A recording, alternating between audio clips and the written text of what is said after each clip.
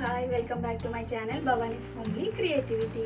ఈరోజు వీడియోలో ప్రతి ఒక్క మదర్కి తన బేబీ గురించి ఎలాంటి ఫుడ్ పెడితే తన బేబీ హెల్తీగా ఉంటుంది, తన బేబీ హెల్తీగా ఉండడానికి ఎలాంటి ఫుడ్ పెట్టాలనేసి కన్ఫ్యూజన్లో ఉంటారనమాట అందరు మదర్స్. సో ఆ మదర్స్ గురించి నేను ఈ వీడియో స్పెషల్గా చేస్తున్నాను అనమాట. ఈ ఫుడ్ మనం బేబీస్కి పెట్టే ఫుడ్ అనేది చాలా జాగ్రత్తగా పెడుతూ ఉండాలి. ఏ ఫుడ్ పెట్టినా కానీ అందులో వాళ్ళకి న్యూట్రిషన్స్ వెళ్తున్నాయా, ప్రోటీన్స్ వెళ్తున్నాయా, విటమిన్స్ వెళ్తున్నాయా అని ప్రతి ఒక్క విషయం అనేది చాలా గుర్తు పెట్టుకుంటూ బేబీస్కి ఫుడ్ పెట్టాలన్నమాట. ఏ ఫుడ్ పెట్టినా కానీ మనం అందులో మంచి హెల్తీగా ఉండేటట్టు చూసుకోవాలి. మనం డైలీ బేబీస్కి 6 months నుంచి అయితే నార్మల్గా సాలిడ్స్ అనేది స్టార్ట్ చేస్తూ ఉంటారు. బట్ 6th month నుంచి కాకుండా మనం 5th month నుంచి కూడా ఫ్రూట్స్ అనేది స్టార్ట్ చేయొచ్చు అనమాట. ఫ్రూట్స్లో కూడా స్పెషల్గా యాపిల్స్ అండ్ బనానాస్ ఈ రెండు కూడా ఇంపార్టెంట్గా బేబీస్కి పెడుతూ ఉండాలి. డాక్టర్స్ కూడా చెప్తుంటారు ఈ 2 ఫ్రూట్స్ అయితే పెట్టండి 5th month నుంచి కూడా అని చెప్తుంటారు. మనం నార్మల్గా 6th month నుంచి అయితే బనానా ప్యూరీ లాగా చేసి ఒక గ్లాస్లో ఒక స్పూన్ తోటి ఇట్లా విస్క్ చేసి స్పూన్ తోటి ప్యూరీ లాగా మెత్తడి ప్యూరీ లాగా పెడుతూ ఉంటాం బేబీస్కి. అండ్ యాపిల్ వచ్చేసి డైరెక్ట్గా పెట్టకూడదు అనమాట, ఎందుకంటే యాపిల్ అనేది కొంచెం డైజెషన్ ప్రాబ్లం లాగా వస్తుంది. అండ్ ఇది యాపిల్ ఎలా పెట్టాలి అని అంటే డబుల్ బాయిలింగ్ మెథడ్ ఉంటుంది కదండి, ఆ డబుల్ బాయిలింగ్ మెథడ్ ద్వారా బేబీకి బాగా మెత్తగా ప్యూరీ లాగా చేసి పెట్టొచ్చు అనమాట. లేదంటే మనం బాయిల్ చేసిన తర్వాత యాపిల్స్ పీల్ తీసేయాలి. ఆ పీల్ అనేది చాలా మంచిది కాదనమాట, ఎందుకంటే పెద్దవాళ్ళకి పిల్లలకి కూడా ఎవ్వరికి కూడా ఆ పీల్ అనేది మంచిది కాదు. ఎందుకంటే ప్రిజర్వేటివ్స్ ప్రిజర్వేటివ్స్ అనేవి పెట్టి యాపిల్స్ని స్టోరేజ్ చేస్తూ ఉంటారు అనమాట. సో ఆ పీల్ అనేది అసలు తీసేసి మొత్తం చిన్న చిన్న పీసెస్గా కట్ చేసుకొని బాయిల్ చేసుకోవాలి. ఆ బాయిల్ చేసుకున్న తర్వాత చిన్న చిన్న పీసెస్గా కట్ చేసుకొని బాయిల్ చేసుకున్న తర్వాత ఒక గ్లాస్లో వేసుకొని విస్క్ చేసుకోవాలి. లేదంటే మిక్సీ ఉంటుంది కదండి, మిక్సీ బ్లెండర్లో వేసేసి గ్రైండ్ చేసి మెత్తటి పేస్ట్ లాగా గ్రైండ్ చేసుకోవాలి. లేదంటే మార్కెట్లో చాలా అవైలబుల్గా దొరుకుతున్నాయి కదా, దాంతో మెత్తగా గ్రైండ్ చేసుకొని బేబీస్కి పెట్టాలి. చిన్న చిన్న గడ్డలు ఏమీ లేకుండా కూడా 5th month నుంచి పెట్టాలన్నమాట. మెత్తటి ప్యూరీ లాగా పెట్టాలి. కావాలంటే మిడిల్లో ఒక వామ్ వాటర్ యాడ్ చేసుకుంటూ పెట్టాలన్నమాట. ఇందులో పాలు కానీ నెయ్యి కానీ ఎలాంటివి కూడా యాడ్ చేయాల్సిన అవసరం లేదన్నమాట. ఓన్లీ బాయిల్ చేసిన యాపిల్స్ అండ్ హాట్ వాటర్. చల్లటి వాటర్ పెడితే బేబీస్కి కోల్డ్ అయ్యే ఛాన్స్ ఎక్కువ ఉంటుంది అనమాట. సో 8 నుంచి 9 నెలల వరకు కూడా చల్లటి నీళ్ళు అసలు వాడొద్దు. వేడి నీళ్ళే తాగిపించినా కానీ ఏదైనా ఫుడ్లో యాడ్ చేయాలన్నా కానీ కొంచెం గోరువెచ్చడిగా చేసిన తర్వాత ఆ ఫుడ్లో యాడ్ చేసి బేబీస్కి పెట్టొచ్చు అనమాట. లేదంటే జలుబు చేస్తుంది. సో ఆ ప్యూరీలో కొద్దిగా వాటర్ యాడ్ చేసుకొని బ్లెండ్ చేసుకొని బేబీస్కి పెట్టొచ్చు అనమాట. సో ఇవాళ నేను చెప్పే ఫుడ్ ఏంటిది అని అంటే డైలీ మనము రకరకాల ఫుడ్స్ పెడుతూ ఉంటాము అనమాట. ఈ ఫుడ్ అయితే నేను చెప్పే ఫుడ్ ఏంటిది అని అంటే 8th month నుంచి కూడా స్టార్ట్ చేయొచ్చు. కొంతమంది 7th month నుంచి కూడా స్టార్ట్ చేస్తారనమాట. సో 7th month నుంచి కూడా స్టార్ట్ చేయొచ్చు. ఈ ఫుడ్లో రకరకాల న్యూట్రిషన్స్ ఉంటాయి, విటమిన్స్ ఉంటాయి, ప్రోటీన్స్ ఉంటాయి. ఇవన్నీ ఒకే ఫుడ్లో యాడ్ చేయాలి అని అంటే ఈ రెసిపీ అనేది మంచి యూస్ఫుల్ అవుతుంది అనేసి నేను అనుకుంటున్నానండి.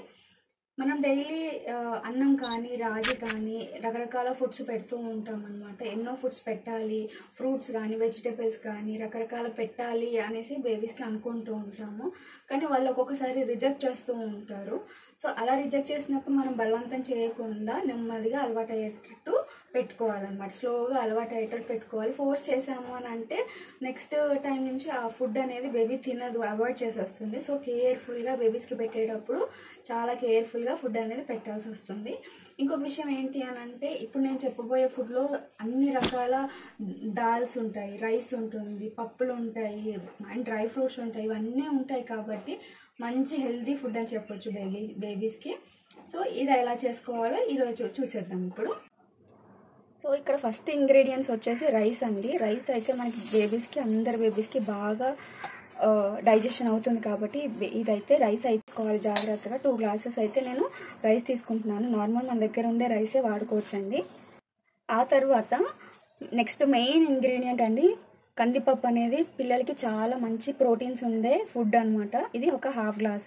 నేను రైస్ అయితే ఒక 2 glasses తీసుకున్నాను, కందిపప్పు అయితే ఒక 1/2 glass తీసుకున్నాను. ఆ తర్వాత మినప్పప్పు ఒక 1/4 glass అయితే సరిపోతుంది. సో మినప్పప్పు ఒక 1/4 glass. తర్వాత పెసరపప్పు కూడా ఒక పావు గ్లాసు వాడుతున్నాను. ఇక్కడ రైస్ వచ్చేసి 2 గ్లాసులు, కందిపప్పు ఒక హాఫ్ గ్లాసు, మినపప్పు పెసరపప్పు పావు గ్లాసు అయితే సరిపోతుంది. ఎందుకంటే మనకి రైస్ క్వాంటిటీ అనేది ఎక్కువ ఉండాలి కాబట్టి ఇది ఎక్కువ క్వాంటిటీలో తీసుకున్నాము. ఆ తర్వాత పల్లీలు తీసుకుంటున్నానండి. ఇది కూడా ఒక పావు గ్లాస్ తీసుకుంటున్నాను. ఇవి నేను ఆల్రెడీ ఫ్రై చేసుకొని పక్కన పెట్టుకున్నాను, అవే వాడుతున్నాను అనమాట. ఒక పావు గ్లాస్ అయితే సరిపోతుంది. ఆ తర్వాత శనగపప్పు, ఈ శనగపప్పు కూడా ఒక పావు గ్లాస్ అయితే వాడుతున్నాను. సో వీటిని బాగా ఒకసారి కలిపేసుకొని చూసారా ఇలాగ నీట్గా వాష్ చేసుకోవాలి. ఎంత డస్ట్ ఉందో చూసారు కదండి, ఎంత డస్ట్ అయితే ఉంటుందో వీటన్నిటిలో అదంతా కూడా పోయేటట్టు నీట్గా వాష్ చేసుకోవాలి. సో ఇలా బాగా నీట్గా కడుక్కున్న వాటన్నిటిని కూడా ఒక ప్లేట్లో తీసుకుందాము. ఇలాగ వాటర్ రాకుండా ప్లేట్లో తీసుకొని స్ప్రెడ్ చేసుకోవాలి. మీ దగ్గర కావాలంటే పెసర్లు ఉన్నా కానీ యాడ్ చేసుకోవచ్చు. పెసర్లు కూడా మనం బాగా నీట్గా వాష్ చేసుకొని ఇలాగా సోక్ చేసుకోవచ్చు. ఈ ఫుడ్ అయితే బేబీస్కి 7 months ఏజ్ ఉన్నప్పటి నుంచి కూడా స్టార్ట్ చేయొచ్చు. ఇన్ కేస్ బేబీకి పడలేదు, డైజెషన్ ప్రాబ్లం వచ్చింది అని అంటే ఆపేసేయండి. కొంచెం ఒక 2 months ఆగిన తర్వాత నుంచి స్టార్ట్ చేయొచ్చు. నేనైతే 8th month నుంచి కూడా స్టార్ట్ చేశాను ఈ ఫుడ్ అనేది. మంచి హెల్తీగా పెరుగుతారు బేబీస్. వెయిట్ గెయిన్ కూడా చాలా బాగా అవుతుందండి. సో ఇలా ఒక ప్లేట్లో పెట్టేసుకున్నాం కదండి. ఇప్పుడు జీడిపప్పు, బాదం పప్పు ఈ 2 కూడా ఈ క్వాంటిటీకి తగ్గట్టు ఇవి తీసుకున్నాను అనమాట. మీకు ఇలా ఎంత క్వాంటిటీ సరిపోతుందో మనకి ఈ క్వాంటిటీని చూస్తే తెలిసిపోతుంది. సో వీటికి తగ్గట్టు వీటిని అయితే బాగా నీట్గా ఒకసారి సపరేట్గా వాష్ చేసుకొని ఈ ప్లేట్లోనే వేసేసుకుందాము. పోవాలన్నమాట ఇందులో వేసేసుకొని ఇట్లా ఇవి కూడా బాగా డ్రై చేసేసుకుందాము ఇప్పుడు ఇవన్నీ కూడా. సో ఇలాగే ఎండలో ఆరిపోవాలి నీట్గా, మనకి ఏ మాత్రం కూడా తడి లేకుండా నీట్గా డ్రై అయిపోవాలన్నమాట. సో నాకు ఇక్కడ ఎండ లేదు, కొంచెం టైం అయితే పడుతుంది. సో చూసారు కదా ఇక్కడ ఈ గింజలన్నీ కూడా ఎలాంటి తడి లేకుండా డ్రై అయిపోయాయి. సో ఇప్పుడు ఇవి రెడీ అయిపోయాయి. వీటితోటి నెక్స్ట్ ప్రాసెస్ చూసేద్దాం. సో చూసారు కదా ఇవన్నీ కూడా బాగా డ్రై అయిపోయాయి. వీటిని మనం ఇప్పుడు డ్రై రోస్ట్ చేసుకున్నాము. ఒక కడాయి పెట్టుకొని మనం డ్రై రోస్ట్ చేసుకున్నాము. ఇవనేది మనకి ఒక 20 days వరకు స్టోరేజ్ చేసుకోవచ్చు అనమాట. ఫ్రిడ్జ్లో మాత్రం అంత స్టోరేజ్ చేసుకోవడానికి వద్దు అని అనిపిస్తుంది. ఎందుకంటే ఫ్రిడ్జ్లో పెట్టిన ఐటమ్స్ ఏది తినకూడదు అంటారు కదా, దట్టు బేబీస్కి అసలు పెట్టకూడదు. కాబట్టి వీటిని మనం ఒక 15-20 days వరకు మనం స్టోరేజ్ చేసుకునేలాగా చూసుకోవాలి.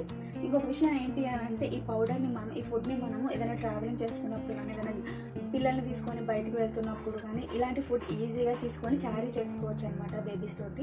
వాళ్ళ ఫీడింగ్ కూడా చాలా ఈజీగా ఉంటుంది ఈ ఫుడ్ వల్ల. సో ఇప్పుడు నెక్స్ట్ ప్రాసెస్లోకి వెళ్ళిపోదాము.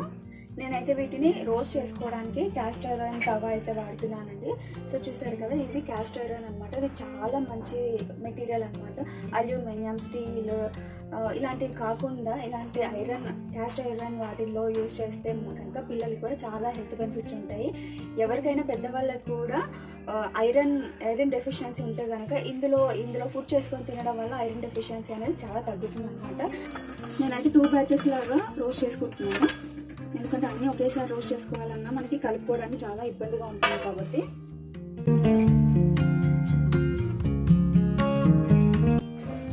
సో లో ఫ్లేమ్లోనే పెట్టుకొని బాగా దగ్గరే ఉండి మిక్స్ చేసుకుంటూ ఉండాలన్నమాట, లేదంటే మాడిపోతుంది. మనకి ఇది ఎప్పుడు రెడీ అయింది అని తెలుస్తుంది అని అంటే మనం జస్ట్ కొన్ని తీసుకొని నోట్లో వేసుకుంటే క్రిస్పీగా అవుతాయి అనమాట. అప్పుడు మనకి ప్రిపేర్ అయిపోయినట్టు, రెడీ అయిపోయినట్టు అనమాట. ఇంకొక విషయం ఏంటి అని అంటే ఇప్పుడు వేడిగా ఉన్నప్పుడు మాత్రం అది కొద్దిగా మెత్తగా ఉన్నట్టే అనిపిస్తుంది. ఇది కొంచెం కూల్ అయిన తర్వాత, కొంచెం చల్లబడిన తర్వాత మళ్ళీ క్రిస్పీగా అవుతాయి. అప్పుడు తర్వాత గ్రైండ్ చేసుకోవచ్చు, మెత్తటి పౌడర్ లాగా గ్రైండ్ చేసుకోవచ్చు అండి. బ్యాచ్ తీసేసి నేను సెకండ్ బ్యాచ్ అనేది వేసుకుంటున్నాను. ఇవి ఫ్రై అయితే మనకి చాలా మంచి ఫ్లేవర్ అరోమా వస్తుంది అనమాట. స్మెల్ అనేది చాలా బాగా ఫ్రై అయినట్టు వస్తుంది. అప్పుడు కూడా మనకు అర్థమైపోతుంది రెడీ అయిపోయినట్టు.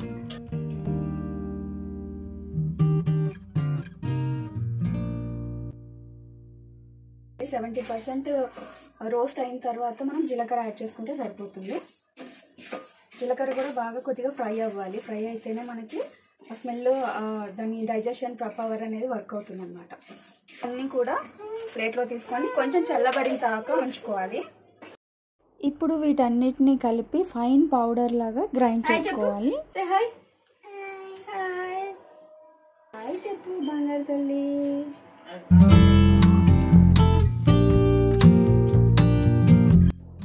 చూసారు కదా, ఇక్కడ వీడియోలో చూపిస్తున్నట్టుగా ఫైన్ పౌడర్ లాగా గ్రైండ్ చేసుకోవాలి. 2 బ్యాచెస్ కూడా గ్రైండ్ చేసుకొని 2 మిక్స్ చేసేసుకోవాలి. ఇప్పుడు ఈ పౌడర్ తోటి బేబీకి ఫుడ్ ఎలా ప్రిపేర్ చేసుకోవాలో చూసేద్దాము. ఫస్ట్ ఒక చిన్న బౌల్ పెట్టుకొని అందులో ఒక 2 స్పూన్స్ నెయ్యి వేసుకోవాలండి. ఈ నెయ్యిలో మనం తాలింపు గింజలు అన్నీ కూడా వేసుకుందాము. అంటే జీలకర్ర, ఆవాలు, మినపప్పు, కరివేపాకు వేసుకొని కొంచెం ఫ్రై అయిన తర్వాత వాటర్ పోసుకోవాలి. ఈ ప్రాసెస్ ఎలా ఉంటుంది అని అంటే, మనం డైలీ రెగ్యులర్గా చేసుకునే ఉప్మా ఉంటుంది కదండి, ఆ ప్రాసెస్ లాగా ఈ బేబీ ఫుడ్ అనేది తయారు చేసుకోవచ్చు.